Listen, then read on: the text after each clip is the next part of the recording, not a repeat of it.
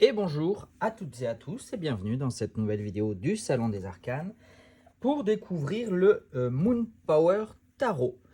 Voilà, petite, je sais pas pourquoi, mais enfin si, je sais pourquoi, c'est parce que quelqu'un m'a demandé d'avoir un peu plus de détails sur la version holographique, la version 2.0, qui est la version actuellement en vente en boutique et qui est la seule aujourd'hui disponible. Et donc du coup, j'ai sorti mon exemplaire de présentation, puisque pour ce tarot-là, j'ai eu la chance d'avoir un exemplaire de présentation.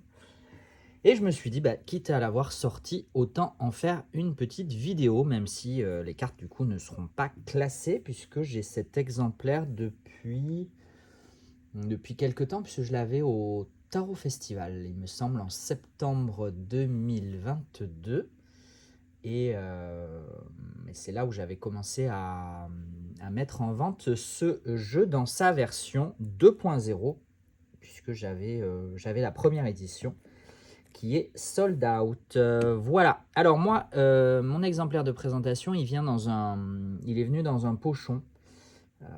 Tiens, d'ailleurs, ça me fait... j'en ai quelques-uns, des pochons comme ça que je distribue parfois. Il vient dans un pochon, alors que, évidemment, sinon, il vient dans une boîte en dur qui s'ouvre en deux parties, voilà, qui est sous blister. Donc, on voit bien que c'est l'édition 2.0. L'artiste Charlie Quintero, Six Sad Girls, puisqu'il me semble qu'elles sont deux. Voilà, c'est également dans la même vibe et des mêmes artistes. On retrouve le Star Power Tarot, également en version 2.0, ça y est. J'étais aussi sold out de la version initiale et on peut retrouver aussi en boutique le Mars Power Tarot qui lui est toujours dans sa première édition, donc il n'aura pas cet effet, en tout cas moins, je sais plus, il faudrait que je vérifie, mais il n'a plus ce côté holographique comme on peut voir en fait ici où toutes les illustrations sont holographiques. Pas sur le dos, mais en tout cas sur chaque illustration de chaque carte. Le jeu Moon Power Tarot vient avec un petit livret. Alors c'est assez succinct, on a un petit peu d'explication quand même pour les majeurs. Mais sur les mineurs, c'est vraiment très succinct puisqu'on a quelques mots-clés par carte. Est-ce que je le laisse là? Je peux le laisser là. Voilà, je vous propose du coup dos réversible. Je vous propose de le découvrir un peu plus en détail. On a les tranches argentées holographiques, tout comme les illustrations du coup. Au niveau de la qualité, on est sur une qualité... j'allais dire merdique, non, c'est pas vrai, c'est méchant, c'est n'importe quoi. Non, on est sur une qualité pour le prix du jeu, hein, parce que le jeu... déjà, la version initiale était assez chère, alors la version 2.0 l'est d'autant plus. Voilà, hein, c'est très flexible. Alors après, c'est effet, comment on dit, brillant. Donc, on a ce petit côté vernis plastifié qui renforce quand même les cartes et leur qualité. Mais voilà, hein, on est quand même sur, je sais pas, en termes de grammage, je suis même pas sûr qu'on soit sur du 300. Donc, mais voilà, mais bon, pour le coup, il glisse très bien, il se mélange très bien, il glisse même, bon, c'est un petit peu le problème des jeux en qualité brillante, c'est-à-dire qu'il glisse même un peu trop bien.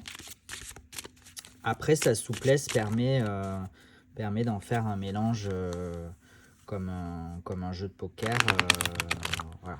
Ce qui n'est pas le cas de tous les jeux de tarot, puisque souvent, à cause de leur grammage, la carte est trop rigide pour pouvoir se permettre ce genre de manipulation. C'est pas le cas sur ce jeu-là, ce qui peut être... voilà, chacun ses goûts, mais c'est pas forcément... Le qualificatif de merdique était tout à fait inapproprié, et puisqu'il ne reflète pas du tout ce que j'en pense. Mais c'était plus en comparaison avec ce qu'il se fait habituellement dans les jeux indépendants et surtout de ce prix-là. Voilà. Mais bon, on a des jeux indépendants aussi à des prix équivalents ou presque. et qui ont cette même qualité, si ce n'est moindre, parce qu'ils ont ce grammage et cette souplesse, mais sans le côté brillant. Alors que là, le côté brillant présente quand même l'avantage de renforcer un petit peu, de protéger un petit peu le carton. Au niveau des tranches, comme d'habitude, on a forcément toujours des petits défauts. Voilà, donc maniaque de la perfection, s'abstenir. Mais c'est le jeu des tranches, hein, de toute façon. C'est le jeu. Encore une fois, à chaque fois je vais le dire, mais ce sont des objets de papier et de carton. Voilà, et donc bah, tout l'intérêt de ce jeu, bon, outre son univers très particulier, parce que j'ai pas parlé de son univers, mais Six Hat Girl, tous leurs jeux sont dans un univers très très très particulier. Je trouve quand même que le Moon Power Tarot, on retrouve assez facilement les correspondances du Rider-Waite-Smith, alors que on s'en éloigne un peu plus dans le Star Power et d'autant plus dans le Mars Power. Je ne les ai pas d'ouvert, je suis même pas sûr d'en avoir des exemplaires de présentation, mais les quelques images que j'ai vues. Les deux autres jeux me semblent moins accessibles. Ce jeu-là a un univers très très très particulier qui ne peut pas plaire à tout le monde, clairement pas. Mais je pense quand même qu'il plaît, hein. Ça reste un jeu assez emblématique, assez connu du monde du tarot. Mais il demeure, à mon sens, encore assez accessible. Voilà, on voit le 10 d'épée, rien que pour parler de cette première carte. Bon, la symbolique, la signification est assez évidente.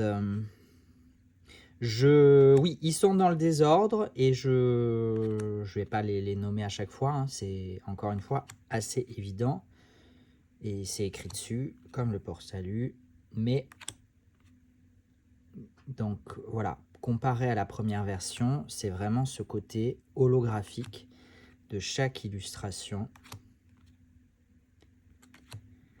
qui renforce d'autant plus le brillant et le reflet des cartes. Alors autant vous dire que bon, là déjà pour la vidéo, c'est pas forcément idéal, mais alors en photo c'est l'enfer, pour avoir essayé je crois une fois ou deux de faire une publication Instagram avec.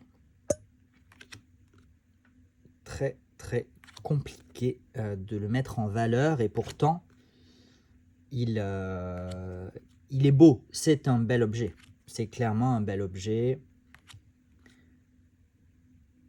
Si tenté, évidemment, encore une fois, qu'on accroche à l'univers de ce jeu et de sa créatrice.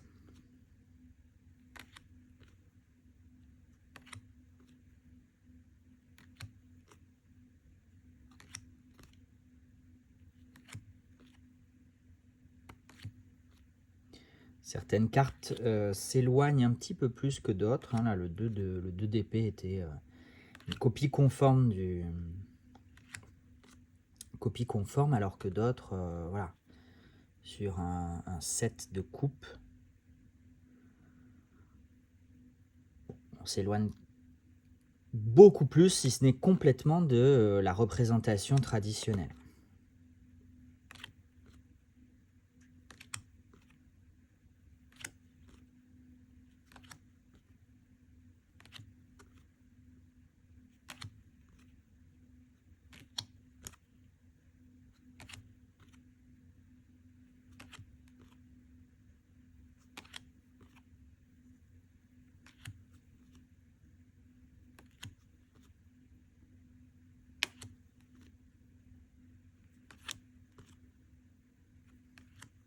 Les cartes de bâton sont les plus difficiles à identifier, je trouve, parce que on voit moins. Voilà, le pentacle est assez flagrant, les épées sont assez flagrantes, les coupes sont parfois représentées de façon très réduite, mais elles sont assez flagrantes. Sur les bâtons, bon là on les identifie, mais souvent, voilà, souvent on a ce sceptre à la Sailor Moon, ou je sais pas, enfin, ça ressemble beaucoup à un... Alors je confonds peut-être, hein, parce que je suis pas un spécialiste de Sailor Moon ou des mangas, mais et du coup, de prime abord, on a peut-être un peu plus de mal à les identifier sur les cartes quand on n'est pas au courant de la symbolique, du symbole utilisé pour représenter les bâtons.